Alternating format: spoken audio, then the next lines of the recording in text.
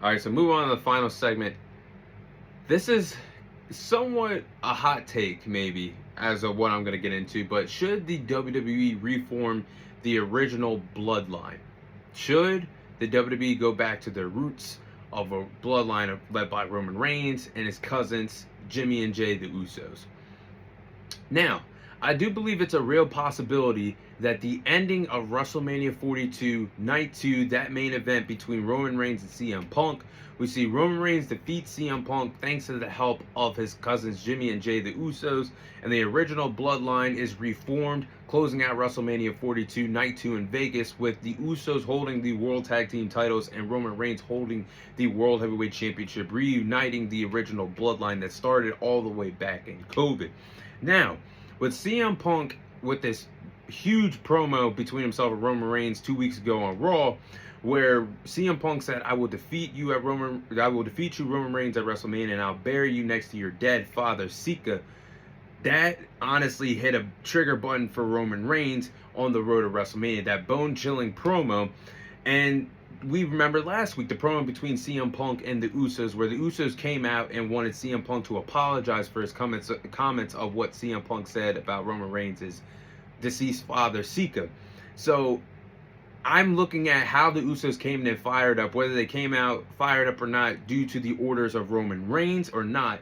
This was some of the best work that I've seen out of the Usos in a very long time. No yeeting, just serious in the ring, and that's the most serious that you can see Jimmy and Jay Uso as threats when they're alongside Roman Reigns. And that's why I think the truth is the WWE really needs the bloodline reunion for the sake of Roman Reigns' character, because Roman Reigns somewhat has been dead in the water since Paul Heyman turned on him in the main event of WrestleMania Night 1 last year, where he aligned himself with Seth Rollins, and that's how the division began.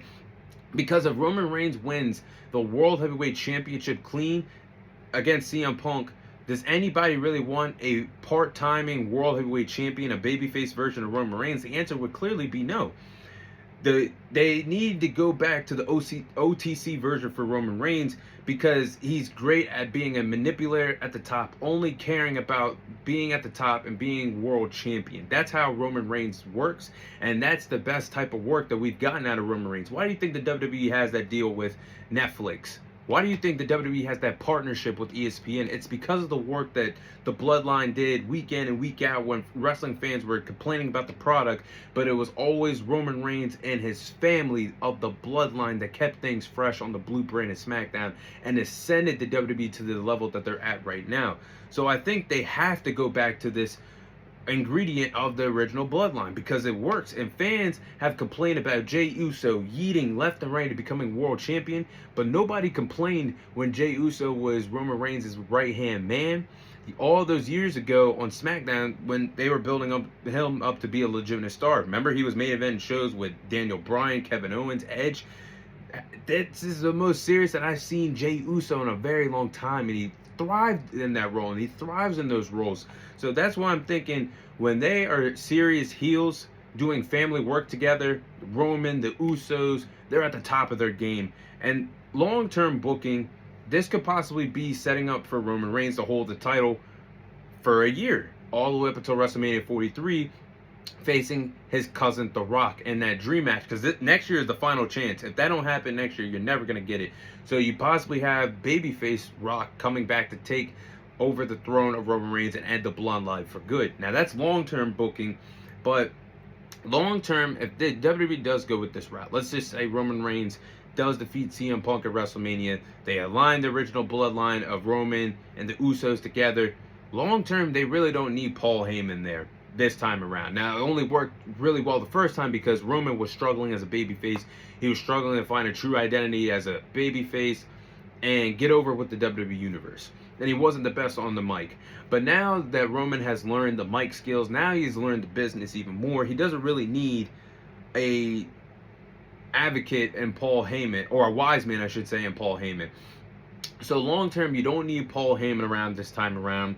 And he's going to be doing work with the Vision. I think the Vision actually needs Paul Heyman more than Roman and his cousins do for a reunion. So Paul Heyman can help the future of the company grow, that being Braun Breaker, and still help Bronson Reed and others grow. Maybe if this does happen, you would already have them built as a legitimate threat on Raw, because Roman would hold the World Heavyweight Championship, the Usos would be holding the World Tag Team Championships. Maybe you bring in another Samoan. The bloodline is so deep. You're not gonna need a Solo Sikoa this time around. I'm thinking about a Jacob Fatu, but maybe you don't need that either. There's a Samoan out there. I mean, they got 100 of them, goblins in their pockets, like CM Punk would say. But maybe you bring in another Samoan to be another insurance policy that the original bloodline holds the gold for a long time on Raw. Again, this could be the overall plan, because if Roman's gonna hold the title as a part-timer, especially as a babyface, that's not gonna sell for the WWE. You bring back the original bloodline, maybe Roman Reigns does more appearances, and maybe this sells. And maybe, just maybe, Roman holds the title for a year to build us up for that dream match between himself and The Rock at WrestleMania 43. Because if it doesn't happen, again, if it doesn't happen next year, we are heading into 2027 next year. If it doesn't happen next year, that dream match is never going to happen. So, we'll see what happens. But I think the original bloodline definitely should reform and the end of WrestleMania to end WrestleMania 42 Night 2 with Roman holding the World Heavyweight Championship. But that is all the time I have for you guys today. Thank you guys for watching. Thank you guys for listening. This is your host, Thomas Tyree, signing off. And I'll see you guys on next week's episode.